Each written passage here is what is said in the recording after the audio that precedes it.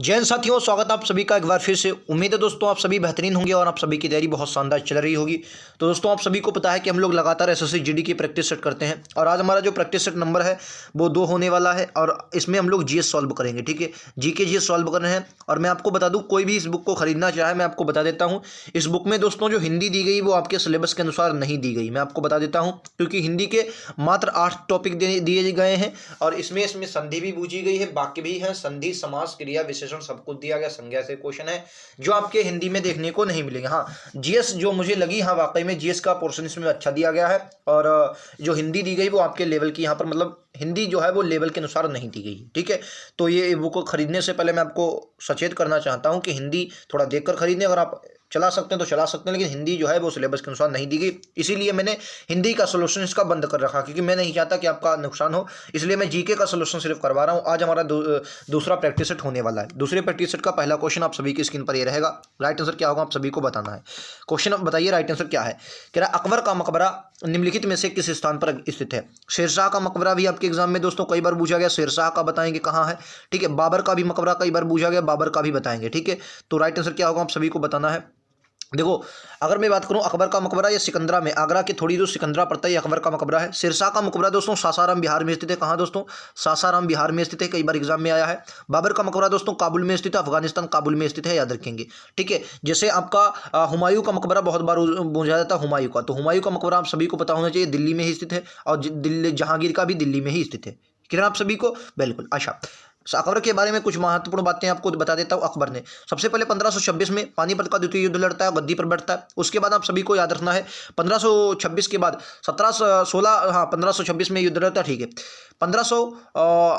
1564 में इसने जजिया कर को मुफ्त किया था। जजिया कर जो था इसने जजिया कर को समाप्त किया था। ठीक है, 1563 में दोस्तों इसने क्या किया, तीर्थ यात्रा कर, नहीं 1563 में शायद, हाँ 1563 में इसने दास प्रथा को समाप्त किया, नहीं तीर्थ यात्रा कर, हाँ 1563 में तीर्थ यात्रा का जो कर था, तीर्थ यात्रा का, उसे समाप्त किया था। ठीक है, अच्छा 1582 में याद रखेंगे दोस्तों इसने क्या किया था, दीन इलाही धर्म चलाया था। बहुत इंपॉर्टेंट है, दीन इलाही धर्म चलाया था, दीन इलाही। ठीक है, बहुत इंपॉर्टेंट है, आपके एग्जाम में पूछा जाता है, दीन इलाही धर्म चलाया था। ये महत्वपूर्ण बातें आप सभी को याद रखनी है। ठीक है, चलिए अगले क्वेश्चन पर चलते हैं।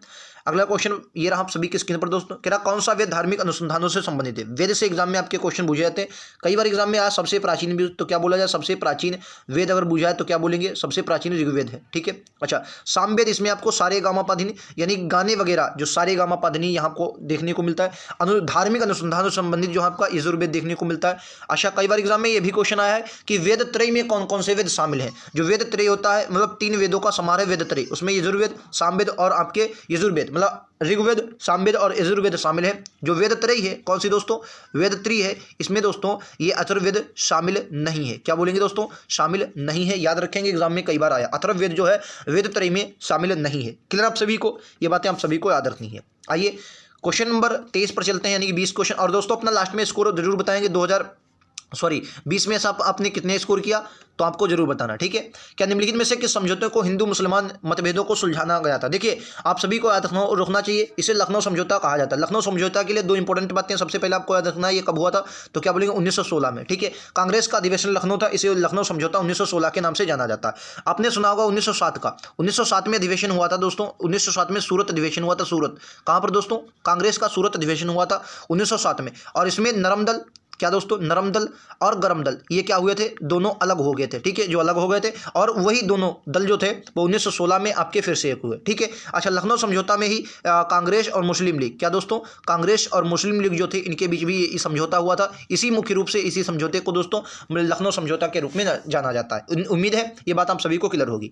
ठीक है, अच्छा अगर मैं लखनऊ समझौते की बात करता हूँ तो इसकी जो हाँ इसकी क्या नाम, इसका लखनऊ समझौता, इसके क्या नाम, इसका कांग्रेस को 2 अध्यक्ष थे वो अंबिकाचरण मजूमदार थे, ये भी बात आप सभी को याद रखनी है। ठीक है, अच्छा पूना समझौता बहुत इंपॉर्टेंट है, 1932 में ये समझौता होता है। और ये इंपॉर्टेंट क्यों है, क्योंकि ये गांधी गांधी जी और डॉक्टर भीमराव अंबेडकर जी के मध्य हुआ था। डॉक्टर भीमराव अंबेडकर जी के मध्य हुआ था, ठीक है। पूना समझौता बहुत इंपॉर्टेंट है। हुआ कहाँ था? ये यरवदा जेल में हुआ था। यरवदा जेल के आसपास हुआ था, क्योंकि यरवदा जेल में उस वक्त गांधी जी थी और यही इन्होंने आमरण अनशन भी रखा था, ठीक है। भूख हड़ताल कर दी थी। तो 1932 में पूना समझौता आप सभी को याद रखना है, ठीक है। गांधी रिफाइन समझौता बहुत इंपॉर्टेंट है, 1931 में हुआ था गांधी रिफाइन समझौता, आपके एग्जाम के लिए बहुत इंपॉर्टेंट है, ठीक है, जो कि आपके एग्जाम में पूछा जाता है। आइए अगले क्वेश्चन पर चलते हैं। ये लीजिए आपका अगला क्वेश्चन, क्या शिव गुफा कहाँ स्थित है? इंपॉर्टेंट है। अजंता गुफाएं, एलोरा गुफाएं, एलिफेंटा गुफाएं आप सभी को। अजंता गुफाएं और एलोरा गुफाएं आप कह सकते हैं महाराष्ट्र के संभाजी नगर में, क्योंकि पहले इसका नाम औरंगाबाद था, औरंगाबाद को नाम बदलकर संभाजी कर दिया गया। इंपॉर्टेंट है, करंट से रिलेटेड आप सभी को याद रखनी, ठीक है। तो जो शिव की गुफाएं हैं ये आपके एलिफेंटा की गुफाओं में स्थित है। कहां पर दोस्तों? एलिफेंटा की गुफाएं में स्थित है शिव गुफा। अच्छा, इंपॉर्टेंट है, आप याद रखेंगे। अच्छा, एलोरा की जो गुफाएं हैं, एलोरा की, यहाँ पर कृष्णदेव प्रथम ने एक शिव मंदिर बनवाया था, जो चट्टानों को काट कर बनाया गया था, जिसे कैलाश मंदिर कहा जाता है, ठीक है। जिसे कैलाश मंदिर कहा जाता है, कैलाश मंदिर। हालांकि कैलाश मंदिर कई है, लेकिन जो कैलाश मंदिर चट्टानों को काट कर एलोरा गुफा में बनाया गया है, वो कृष्ण प्रथम ने बनवाया था। ये आपका कृष्ण प्रथम इंपॉर्टेंट है, राष्ट्रकूट शासक था। कौन दोस्तों? जो कृष्ण प्रथम था, ये राष्ट्रकूट शासक था, ठीक है। आइए अगले क्वेश्चन पर चलते हैं दोस्तों। अगला क्वेश्चन ये रहा, क्या जुलाई 2022 में देश का पहला ग्रीन हाइड्रोजन प्रोजेक्ट कहाँ लगाया गया है? करंट का क्वेश्चन है और इंपॉर्टेंट हो सकता है। जुलाई 2022 में दौरान देश का पहला ग्रीन हाइड्रोजन प्रोजेक्ट कहाँ लगाने की घोषणा की गई? तो आपको याद रखना, ये मथुरा में लगाए जाने की घोषणा की है। यूपी का शहर है मथुरा, आप सभी को याद रखना, मथुरा में, ठीक है। आइए अगले क्वेश्चन पर चलते हैं। ये लीजिए, क्या उत्तर प्रदेश में संसदीय सीटों की संख्या कितनी है? वो भी राज्यसभा की। देखिए, राज्यसभा पूछे या आपकी लोकसभा पूछे, क्या पूछे? लोकसभा। तो लोकसभा पूछे या राज्यसभा, आप सभी को याद रखना, लोकसभा और राज्यसभा सबसे ज़्यादा जो सीटें हैं वो आपकी यही, मतलब यही यूपी के ही। और यूपी में जो राज्यसभा की सीटें हैं वो 31 हैं। यूपी में राज्यसभा की सीटें 31 है और लोकसभा की 80। हाँ, लोकसभा की 80 है। क्लियर है आप सभी को? बिल्कुल, उम्मीद है आप सभी को क्लियर होगा। तो राज्यसभा की कितनी है? 31। राज्यसभा के बारे में मैंने कल भी बताया था, फिर से बता देना। राज्यसभा, इसके दोस्तों ऊपरी सदन भी कहा जाता है। क्या कहा जाता है? ऊपरी सदन इसे कहा जाता है, और इसे स्थायी सदन भी कहा जाता है, क्योंकि इसका कोई कार्यकाल नहीं है और स्थायी रहती है, ठीक है। अच्छा, इसके सदस्यों का कार्यकाल आप सभी को याद रखना क्या है दोस्तों? इसके सदस्यों का कार्यकाल अगर पूछा तो क्या बोलेंगे? 6 वर्ष। सदस्यों का कार्यकाल क्या है? 6 वर्ष। लेकिन इसका कोई कार्यकाल नहीं, क्योंकि ये स्थायी सदन है। अनुच्छेद की बात करें तो अनुच्छेद 81 में इसका वर्णन है, और सदस्य संख्या की बात करें तो वर्तमान में 250 इसमें सदस्य संख्या रखी गई है। क्लियर है आप सभी को? आइए अगले क्वेश्चन पर चलते हैं। ये लीजिए आपका अगला क्वेश्चन, क्या भारत के राष्ट्रपति को उनके पद से कौन हटा सकता है? देखिए, इंपॉर्टेंट कुछ आर्टिकल में राष्ट्रपति से बताता हूं, जैसे 52वें राष्ट्रपति के पद की चर्चा की गई, आप सभी को याद रखना है। अनुच्छेद 53 आपको इंपॉर्टेंट है। अनुच्छेद 53 में राष्ट्रपति कार्यपालिका का प्रमुख होगा, मतलब ये कह सकते हैं कि जो राष्ट्रपति हैं उनकी कार्यपालिका जो शक्तियां दी गई हैं वो अनुच्छेद 53 में दी गई हैं। उसके बाद इंपॉर्टेंट, हालांकि 54-55 बहुत आर्टिकल राष्ट्रपति से संबंधित है, लेकिन ये इंपॉर्टेंट है इसके बाद 60, क्योंकि 60 में दोस्तों शपथ की प्रावधान किया गया है, ठीक है। उसके बाद 61 तो बहुत इंपॉर्टेंट है, क्योंकि अनुच्छेद 61 में दोस्तों महाभियोग कहा गया। अच्छा, महाभियोग क्या है इसके बारे में अभी मैं आपको बताता हूं, ठीक है। ये महाभियोग इंपॉर्टेंट है। अनुच्छेद 72 ये भी इंपॉर्टेंट है, क्योंकि राष्ट्रपति की क्षमादान शक्ति, जैसे राष्ट्रपति जो है दोस्तों किसी को मृत्युदंड माफ कर सकते हैं, उनकी सजा को कम कर सकते हैं, अगर सुप्रीम कोर्ट ने या हाई कोर्ट ने किसी ने भी आदेश दिया हो, ठीक है। तो अनुच्छेद 72 के तहत राष्ट्रपति उसे क्षमादान दे सकते हैं।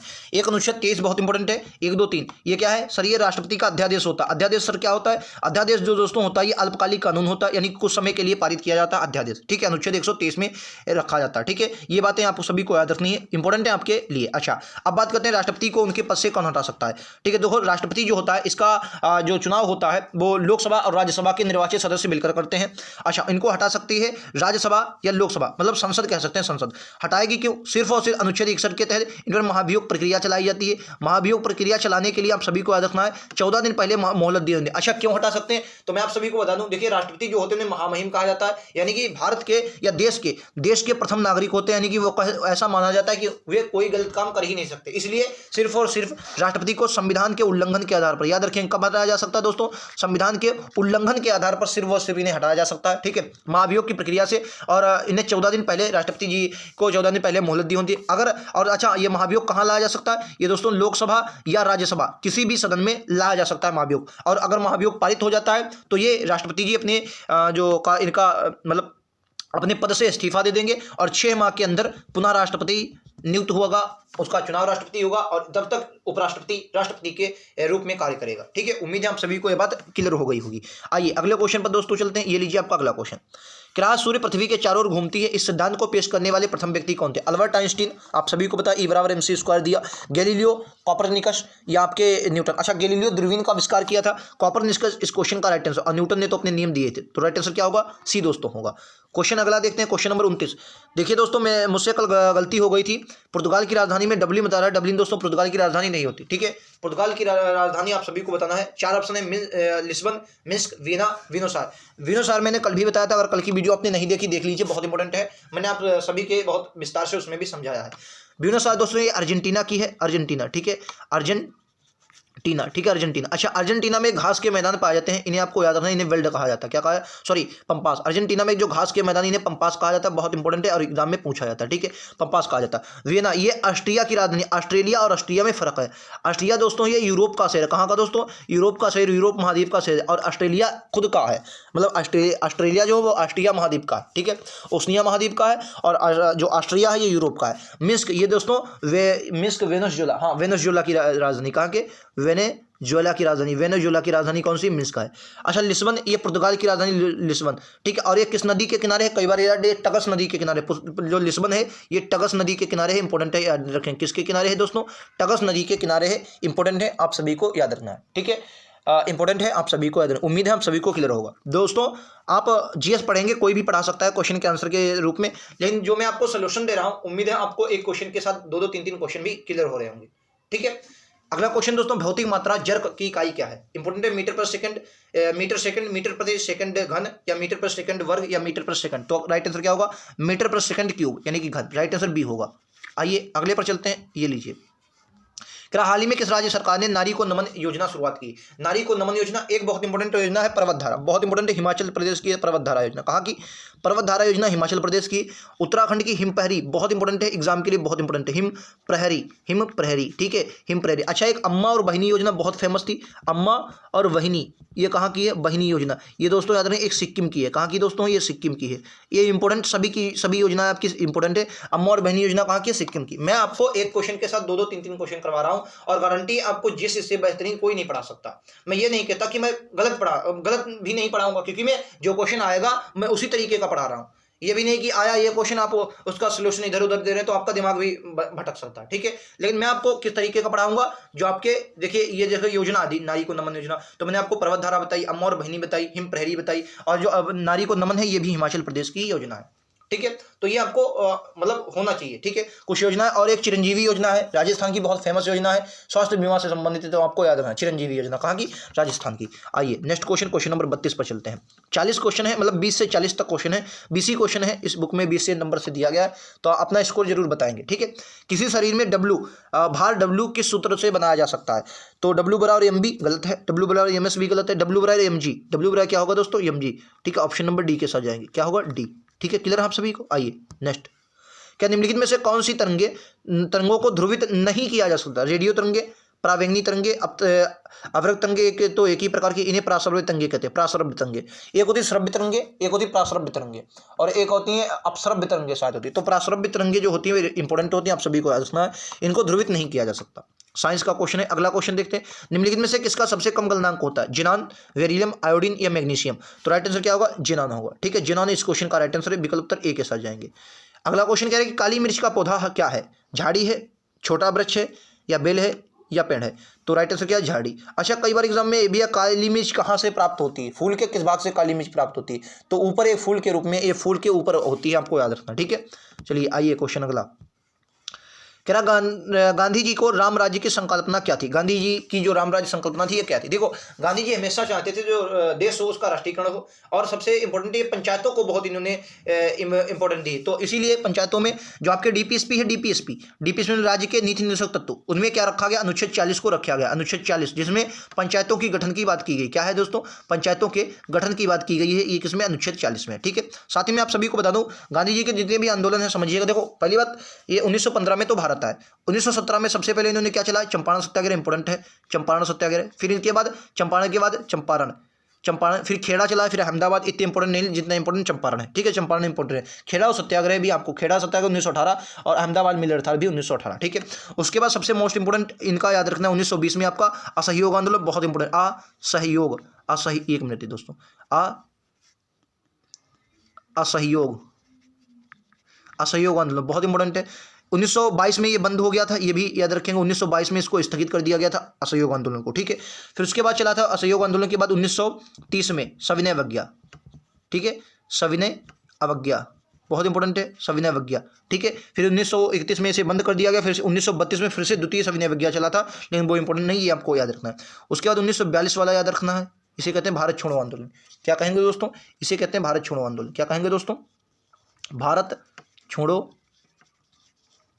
आंदोलन, ठीक है, आंदोलन। उम्मीद है यहाँ से एक क्वेश्चन कोई ना कोई आपके एग्जाम में जरूर पूछ लिया जाएगा, ठीक है। अब बात करते हैं कि गांधी जी राज्य की संकल्पना जो थी वो क्या थी, तो क्या बोलेंगे? राज्य विहीन समाज। कैसा? राज्य विहीन समाज, ऑप्शन नंबर सी। आइए क्वेश्चन 39 के लॉरेंज वक्र क्या दर्शाता है? इकोनॉमिक्स का क्वेश्चन, मुद्रास्फीति, बेरोजगारी, आय वितरण या गरीबी। तो लॉरेंज वक्र है ये आय वितरण, मतलब आय विषमता को दर्शाता है, किसके पास कितनी आय है और किसके पास नहीं, तो आय विषमता को लॉरेंज वक्र दिखाता है। अच्छा, ये फिलिप वक्र है, इंपॉर्टेंट है, ये मुद्रास्फीति से संबंधित है, ठीक है। बेरोजगारी और मुद्रास्फीति के बीच संबंध दर्शाता है कौन? फिलिप वक्र, वो भी इंपॉर्टेंट है, ठीक है। अगला क्वेश्चन नंबर 38 कह रहा है निम्नलिखित में से 7 जुलाई 2022 को केंद्रीय गृह मंत्री ने वीडियो कॉन्फ्रेंसिंग के माध्यम से स्वामी रामानुजाचार्य की स्टैचू ऑफ पीस का अनावरण किया है, ये कहाँ पर है? ये आपका बताना, मथुरा, श्रीनगर, जयपुर या Hyderabad. Statue of peace Ramanujacharya की है, तो ये आपकी हैदराबाद है, इंपॉर्टेंट है, आपको याद रखना, ठीक है। अच्छा, इंपॉर्टेंट है तो याद रखेंगे। स्टैचू ऑफ नॉलेज जो भीमराव अंबेडकर की है, कमेंट बॉक्स में आप सभी को बताना है कहां पर स्थित है। फिर से समझिए, स्टैचू ऑफ नॉलेज जो किसकी है? भीमराव अंबेडकर जी की, कहां है? कमेंट बॉक्स में आप सभी को बताना है, ठीक है। आज का आपका कमेंट बॉक्स का क्वेश्चन है, स्टैचू ऑफ कौन सी? स्टैचू ऑफ नॉलेज किसकी है? भीमराव अंबेडकर की, आपको बताना है कहां है। भारत के पहले इथेनॉल संयंत्र का उद्घाटन कहां किया गया? मध्य प्रदेश, उत्तर प्रदेश या उत्तराखंड या बिहार। तो देखो, यहाँ बिहार का एक शहर है जिसका नाम पूर्णिया है, पूर्णिया मतलब स्थान है, पूर्णिया बिहार में ये किया गया है। पूर्णिया बिहार में इथेनॉल संयंत्र का उद्घाटन किया गया है भारत के पहले, इंपॉर्टेंट है, आप सभी को याद रखना है। नेक्स्ट रहेगा आप सभी की स्क्रीन पर, किस पहाड़ी को राष्ट्रीय स्मारक प्राधिकरण के 7 जुलाई 2022 को राष्ट्रीय महत्व का स्मारक घोषित किया गया है? मानगढ़ पहाड़ी, सतपुड़ा। अच्छा, इन सबकी इंपॉर्टेंट चोटियां बता देखो, सतपुड़ा आप सभी को पता है, सतपुड़ा इंपॉर्टेंट इसलिए है क्योंकि सतपुड़ा के मध्य से 2 नदियां, मतलब सतपुड़ा के एक इधर और इधर देखो, सतपुड़ा के सबसे ऊपर जो सतपुड़ा के उत्तर में नदी है, इसे नर्मदा नदी के नाम से जाना जाता है, और बीच में भी सतपुड़ा पहाड़ी है, और इसके जो नीचे है इसे ताप्ती कहते हैं, ताप्ती, तो इंपॉर्टेंट है, ठीक है। अच्छा, सतपुड़ा की सबसे इंपॉर्टेंट जो चोटी है इसे धूपगढ़ कहते हैं, मतलब सबसे ऊंची चोटी धूपगढ़ चोटी कहते हैं, ठीक है। अच्छा, अरावली की सबसे इंपॉर्टेंट चोटी, मतलब सबसे बड़ी जो ऊंची चोटी से क्या कहते हैं? धूपगढ़ हो गए, गुरु शिखर। अरावली का सबसे ऊंचा शिखर कौन सा है? गुरु शिखर। ये ज्योग्राफी के लिए इंपॉर्टेंट है दोस्तों, गुरु शिखर है। इलायची, इसे कार्डेमम की पहाड़ी भी कहा जाता है, इलायची पहाड़ी भी कहा जाता है, कार्डेमम। अब इंपॉर्टेंट है कि राष्ट्रीय स्मारक किसे घोषित किया गया? तो दोस्तों मानगढ़ पहाड़ी को भी हाल ही में राष्ट्रीय स्मारक घोषित किया गया, ठीक है, मानगढ़ पहाड़ी को। तो इंपॉर्टेंट है, आप सभी ने उम्मीद है अच्छे से किया होगा। और 20 क्वेश्चन थे, 20 में से आपका स्कोर कितना रहा कमेंट बॉक्स में दोस्तों बहुत अच्छे से आप लोग बताएंगे, और मैंने बहुत अच्छे से एक्सप्लेनेशन किया है। उम्मीद है आप सभी को क्लास पसंद आएगी। एक बार लाइक शेयर सब्सक्राइब जरूर करें ताकि क्लास का नोटिफिकेशन आप सभी तक पहुंचती रहे। लगातार मैं आप सभी को कोशिश करता हूं कि बेहतरीन स्कोर आप सभी का आए। उम्मीद है आप सभी इस क्लास को लाइक शेयर सब्सक्राइब जरूर करें। मिलते हैं अगले वीडियो में, आज के लिए इतना ही। थैंक यू दोस्तों, जय हिंद, जय भारत।